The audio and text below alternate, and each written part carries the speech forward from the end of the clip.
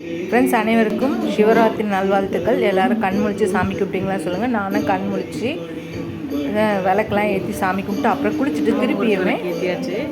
பிரம்மமுகூர்த்தி விளக்கேற்றுறதுக்காக அது மட்டும் இல்லாமல் சாமி கும்பிட்டாச்சு. முதல்ல வெளியில் விளக்கேற்றிட்டு உள்ளேயும் விளக்கேற்றியாச்சு. கோலெல்லாம் போட்டு பூ அலங்காரம்லாம் பண்ணி விளக்கேற்றியாச்சு.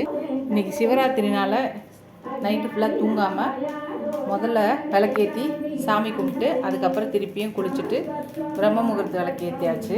இதுக்கப்புறம் பிரசாதம் வச்சு நம்ம சாமி கும்பிட வேண்டியதுதான். ஃப்ரெண்ட்ஸ் 5 மணிக்கு நான் இன்றைக்கி பிரசாதம் வச்சு சாமி கும்பிட்டேன். வெளியில் ஃபஸ்ட்டு ஊதுவத்தி இதெல்லாம் பண்ணி சாமி கும்பிட்டாச்சு. அப்படியே உள்ளே பார்த்திங்கன்னா பூ அலங்காரம்லாம் பண்ணி அழகாக அபிஷேகம்லாம் பண்ணி விபூதி சந்தனம்லாம் இது பண்ணி அபிஷேகம் பண்ணியிருக்கேன்.